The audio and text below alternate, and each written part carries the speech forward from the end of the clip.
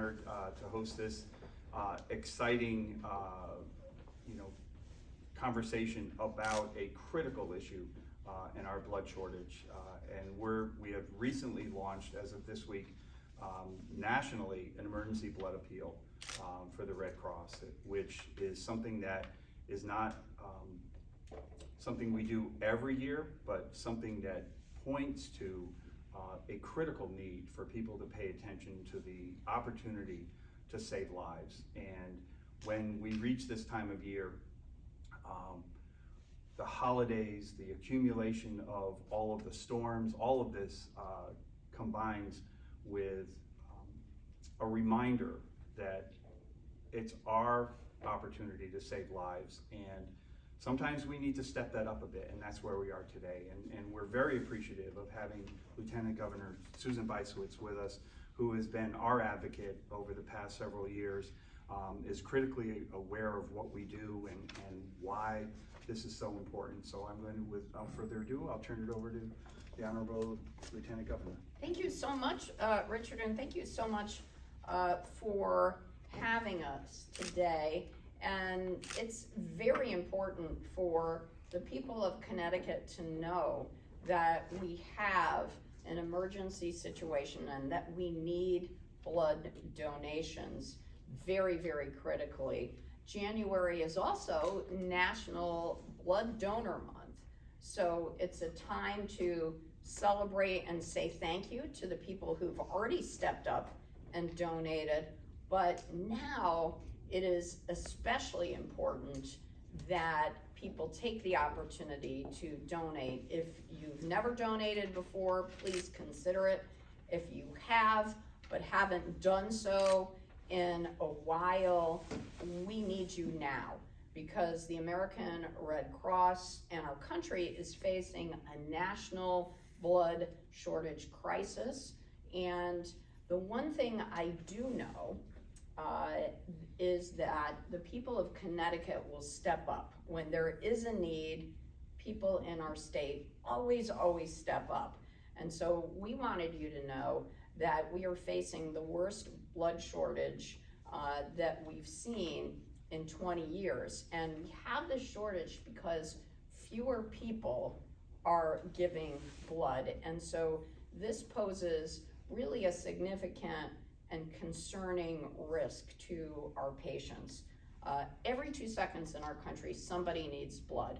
Why is that? There's an accident, people have chronic illnesses, people have traumatic injuries, and blood is needed. So for every blood donation that you make, you can save up to 3 lives. Think about how powerful that is. And I'll tell you also that we've had some policy changes that are important for the public to know. And that's this. Now, some of the restrictions that were in place for members of the LGBTQ plus community have been lifted. So we want people to know that. We are welcoming donations from all the eligible people out there. And I want people in Connecticut to know that about 60% of us are eligible to give blood. Only, unfortunately, 3% of us actually do that. So this is a moment when we are trying to increase the number of people who will step up and donate, because both blood and platelet donations are really important. I will end with my family story. My husband is a regular blood donor, and he does that because my mother-in-law, his mom, had blood cancer late in her life, and she needed regular infusions of blood. So in her honor, multiple times a year, my husband takes the opportunity to go to the Red Cross in the Middletown area and donate blood. So think about your family, think about people who may have relied upon a blood donation that saved their lives or helped them. And please, please, please step up. Make sure that you sign up, and it's very easy. You can call 1-800-RED-CROSS or 1-800-733-2767, or you can download the Red Cross Blood Donor app to start the process. And I can't think of a better way to make a very positive difference in multiple people's lives, and that is to start the new year by donating blood. So thank you so much to the Red Cross for the great work you do and for having me. I really appreciate it. Thank you, Lieutenant Governor. As an advocate, she says it all. She is, you can deliver the message across the entire country for us. So thank you so much. My pleasure. We appreciate the advocacy, and we have partners that we work with in our daily lives and in delivering the healthcare system that we're a part of, but we have partnerships with the Connecticut Hospital Association, and I'm honored to be able to introduce Ellen Crow, who is the Director of Clinical Excellence and Care Redesign at the Connecticut Hospital Association. Welcome. Thank you so much. Thank you. Good morning, and thank you for that warm welcome. You know, donating blood is not just a slogan. It's not just a catchphrase. It is the reality that is essential for members within our community, our friends, our families, who seek care at Connecticut hospitals each and every day. There is always a need for donated blood in our hospitals, always. Blood transfusions are essential in treating patients suffering traumatic injuries, undergoing surgeries, receiving treatment for cancer or blood disorders, as well as our new moms and our premature babies. When the Red Cross, the nation's largest blood supplier, identifies an emergency blood shortage, the amount of donors that is hitting a 20-year low, it demands our entire nation's attention to work collectively in partnership in every community to raise awareness and encourage these donations. At the same time the Red Cross has sounded the alarm about supply, hospitals here in Connecticut want to make sure we have the blood supply needed to keep pace with patient volumes and procedures. These low levels of donations require all of our focused efforts to ensure the public is well aware that we need to be focused and concentrated on this effort. There is simply no substitute for blood. Donors provide the only supply of life-saving blood for those in need. I have been an ICU nurse for well over 30 years. I can tell you how much this matters. It matters more than people may realize, is appreciated by the recipients more than they could ever know. By donating blood, people have the power to save lives, support medical treatments, and contribute to emergency preparedness. Hospitals are dependent upon the Red Cross, who is dependent upon individuals willing to literally give of themselves to help others who they do not know and they may never meet. CHA is grateful for the incredible efforts of the Red Cross. You are a good partner to our hospital systems. And for all those working here to raise awareness, including our incredible Lieutenant Governor. The demand for care is high.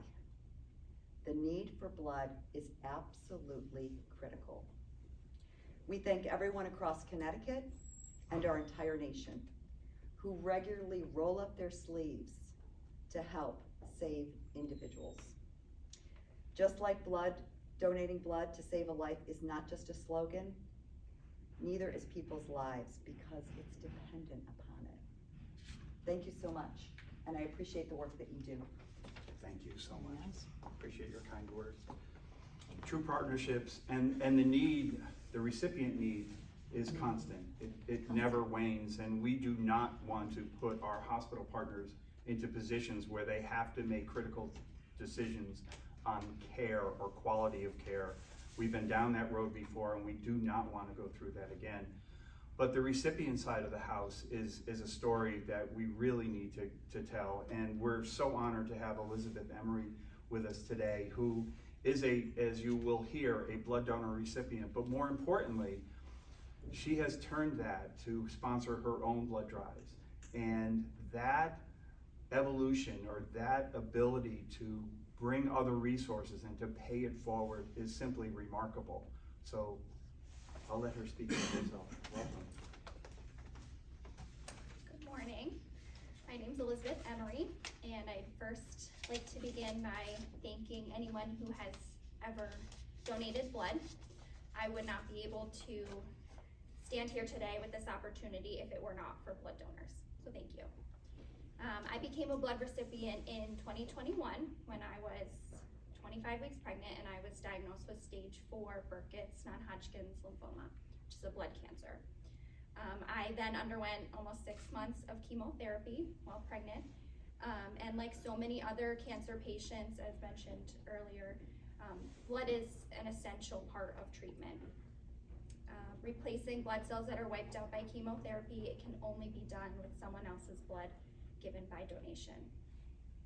What made my situation different, obviously, was that I was pregnant, and the blood that they gave me not only replenished me, but it kept my daughter alive. Because of blood transfusions, I survived, and so did my baby. Interestingly enough, I'm also a registered nurse, and I give blood regularly to patients, and I see how often blood is needed. So I find myself really immersed in how important blood donation is. Since beating cancer, I have been working with the Red Cross to host a yearly blood drive every year in June in Glastonbury. It's become my agenda to try to educate people and encourage people to get out there and donate. Regular donations prevent shortages like we are seeing right now.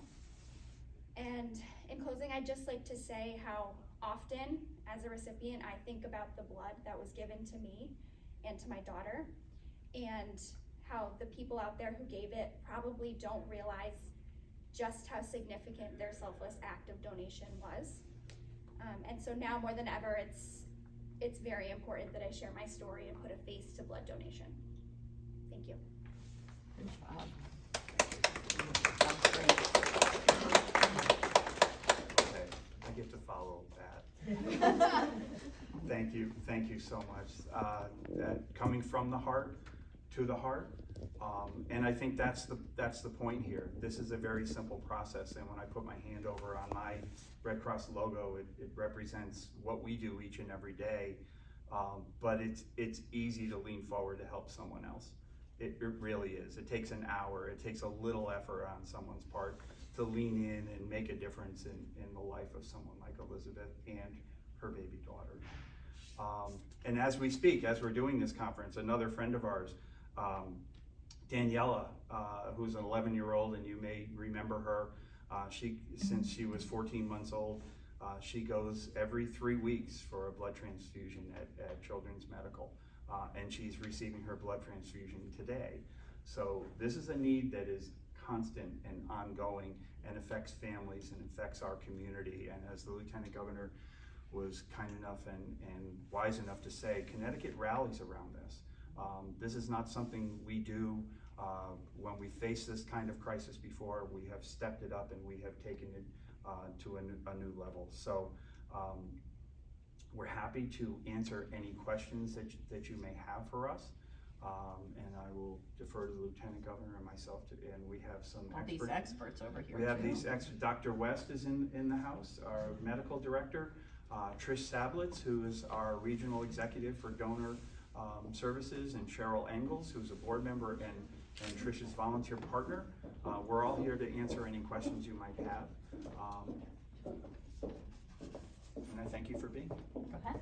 Is this something that's already impacting our local hospitals in terms of the operations that they may not be able to do, or is that coming? So I can answer that question. We are being proactive, but there's concern. Hospitals always need blood. So when we hear those statistics, we keep a careful eye on those. We wanna make sure that that doesn't ever impact the care that we can deliver. So it's really important. The other part of this is that people are encouraged to schedule donations now, schedule appointments for donations. People who are donating today have scheduled appointments over the last several weeks. So it's an ongoing process, and we want to make sure that there are no interruptions in literally the flow of blood here in Connecticut. And here's a question, because my husband had this question, and maybe Dr. West can answer this, because this might be helpful. So if someone got a flu or a COVID vaccination or a shingle shot, how long do they have to wait before they can give blood? Yeah, so thanks for that question, because this is the time of year when everybody's getting immunizations as they should. And as long as you don't have any symptoms from those vaccinations, you can donate the same day. Really? So you could get a COVID shot, you could get a flu shot, and make a donation the same Yes. day. Fantastic, that's good to know. Okay. So one less excuse. Okay, any other questions from our media partners that we appreciate coming? All right, thank you. Thank you.